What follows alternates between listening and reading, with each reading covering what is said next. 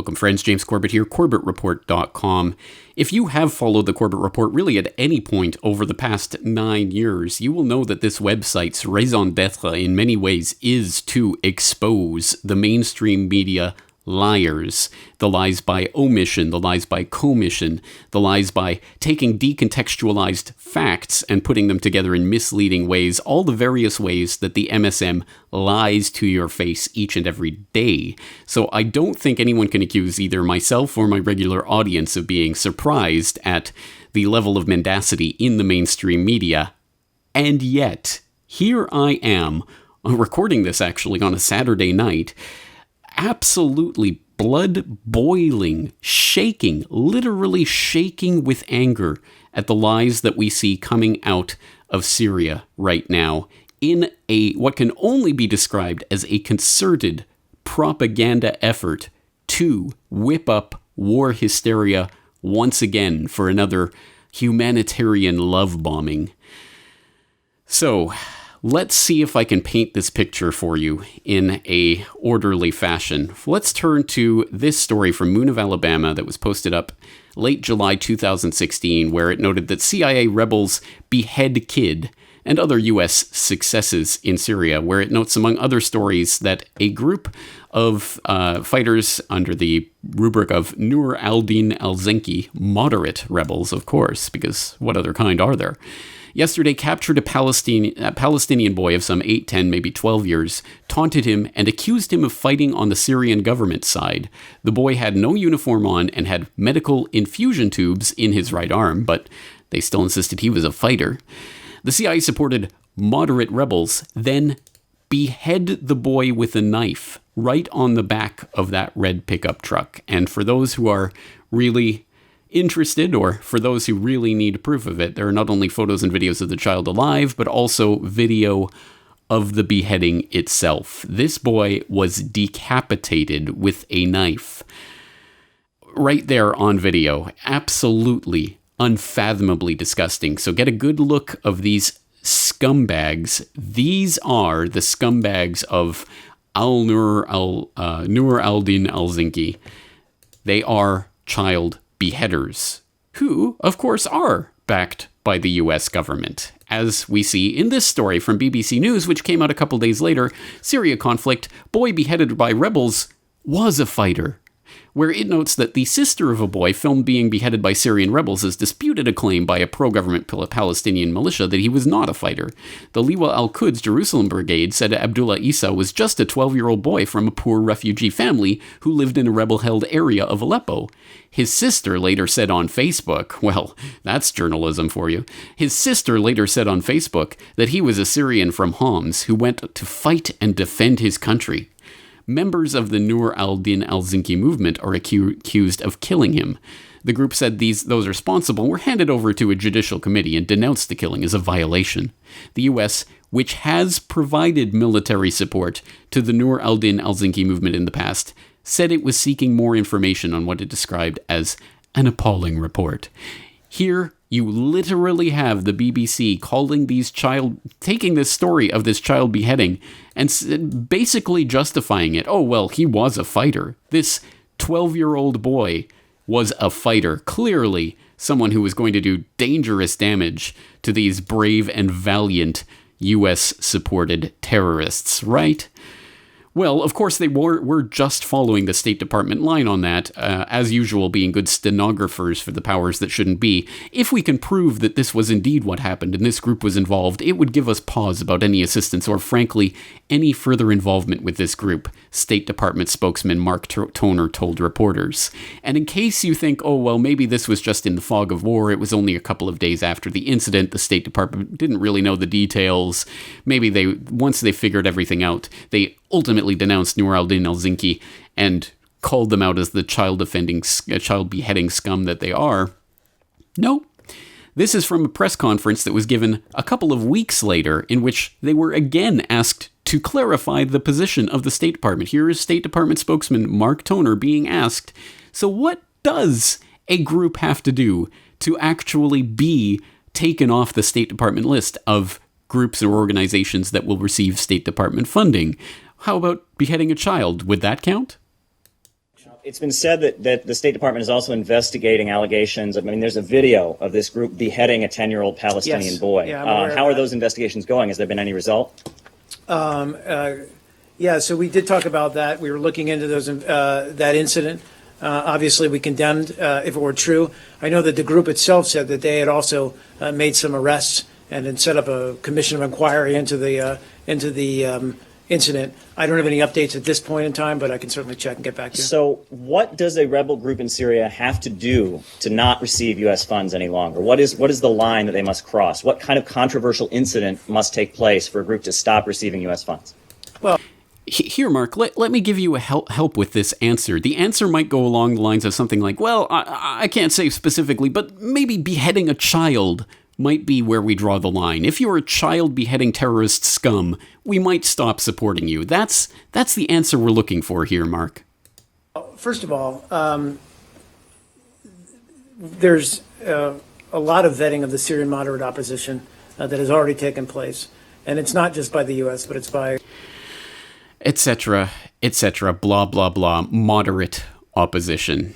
I think you see where that answer is going. Anyway, of course he doesn't say that beheading a child will actually invalidate this group from receiving any more State Department assistance. And don't take my word for it. Please do go read through the transcript of this briefing and that question and answer specifically. I'll put the link in the show notes, of course, so you can go and check it out. But yes, they are unwilling to distance themselves from this group of child beheaders. So that's just the way things roll in Syria. And here's a pretty good example of how the media has gone absolutely bending itself over backwards and into pretzel knots, trying to get you to de-link yourself from basic human morality. Oh, it's all right, they beheaded that child because he was a fighter. But wait, it gets worse. Here's a video from a few days ago from Channel 4, which had a report on Inside Aleppo and talking about some of the Oh, wait, that's strange. This video was private. It was just up maybe 24 hours ago when I checked it. Why is it gone now? I can't imagine. Oh, is it because... Let's check it out. Luckily, this was preserved here. England's Channel 4 News featuring moderate war criminals. On October 4th, 2016, England's Channel 4 News posted this video. Aleppo up close with the rebels inside the besieged Syrian city. And it's a report about, these moderate rebels and how brave and valiant they are in fighting. And they're just a bunch of farmers and factory workers who have suddenly become, they were forced into this position of fighting for the... Hey, wait, some of those faces look really familiar. What's going... Yeah, there's that guy, and... Oh, right, there's the pic... Oh. Yes, literally. Channel 4 are interviewing and lionizing the child beheaders in their report. You cannot make this up. They are literally portraying the child beheaders themselves as the moderate rebels who are fighting for freedom in Syria. Literally interviewing these people. And let me guess, I'll let you guess how many times they bring up child beheading in this video. Oh, that's right. 0. They don't bring it up. They don't even mention, by the way, these are the guys that were just busy chopping heads off of 12-year-old boys a couple of months ago. This is why it's private. This is why this is now a private video. They took it off their channel because, and I wish I could have shown this to you, but I didn't screenshot it at the time. It was massively, almost 100% thumbs down, and every single comment was calling out Channel 4 for portraying these child beheaders as valiant freedom fighters. Every single person in the comment section was denouncing Channel 4 for this. So no one was buying the propaganda this time around, but they still ran with it. They still went with it. They're now trying to distance themselves from it, apparently, but they had this report up on their YouTube channel.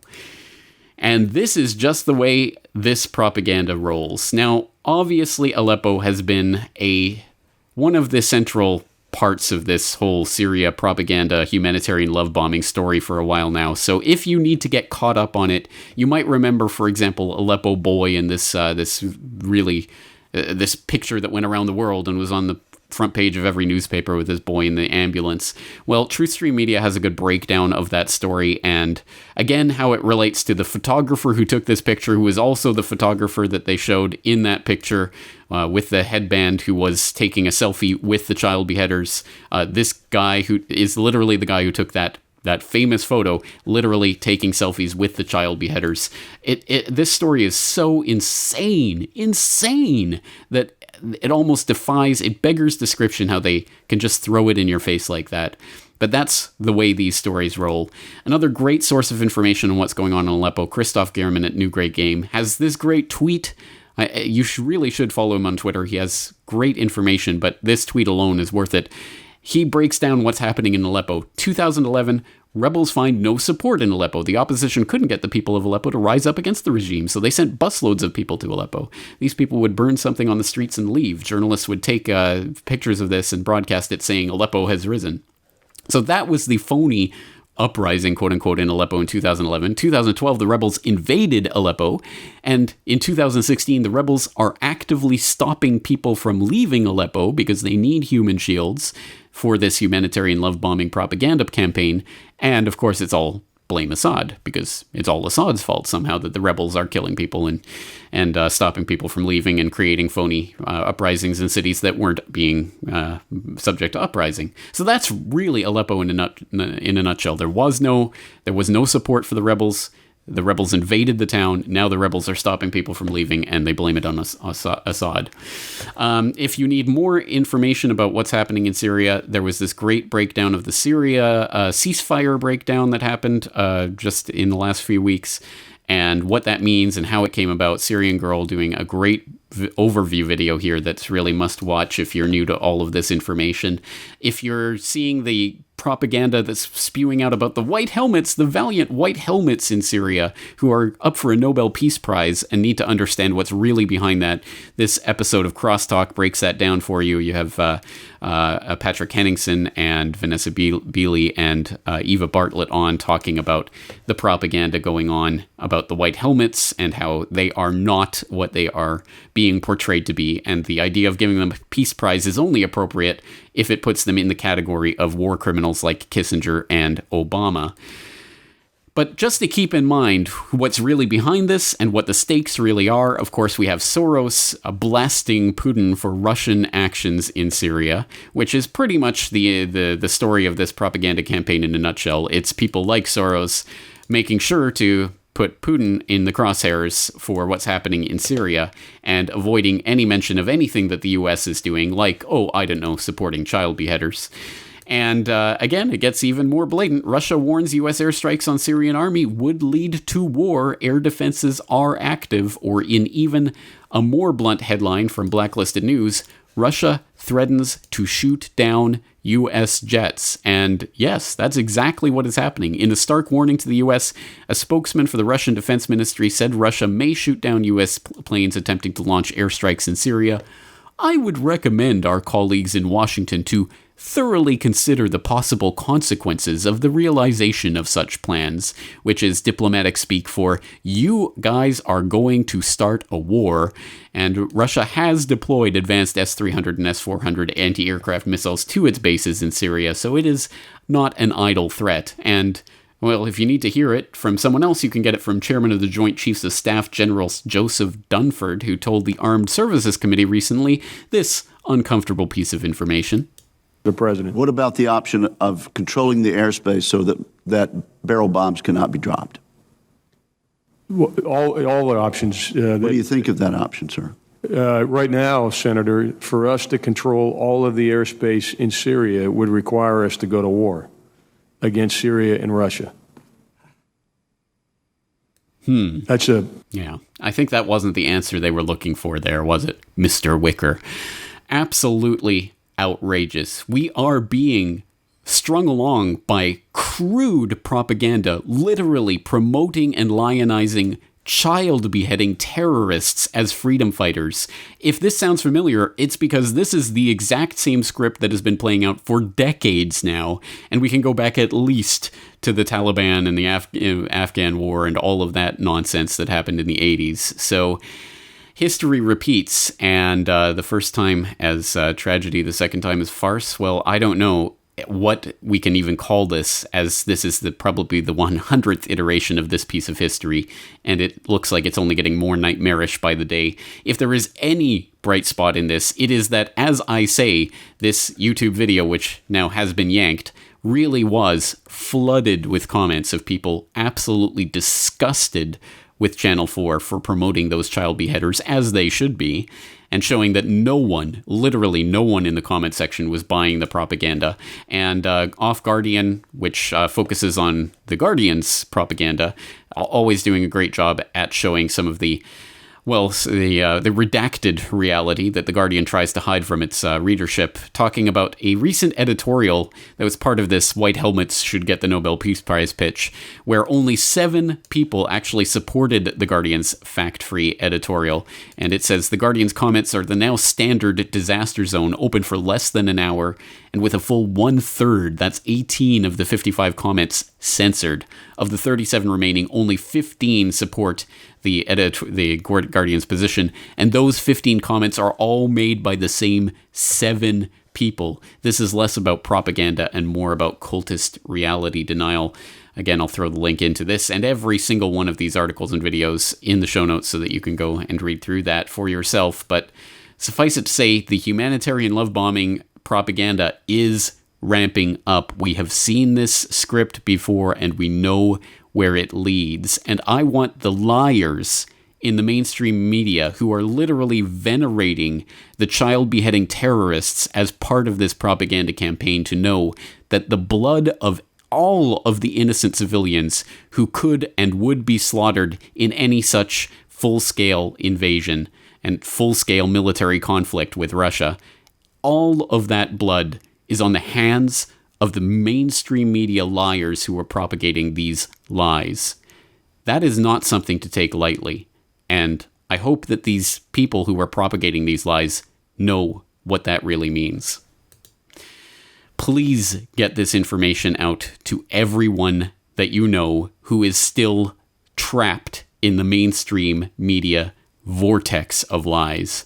There are far too many people who know nothing whatsoever outside what the boob tube, the television tells them each and every day, and we have to confront that. Once again, all of the links to all of these stories and videos will be in the show notes for this video. Please get this information out to others, and please start following people like Christoph Gehrman and Syrian Girl and the people over at 21st Century Wire, Activist Post, Blacklisted News, all of these resources, because these are the people who are exposing the lies. James Corbett, CorbettReport.com.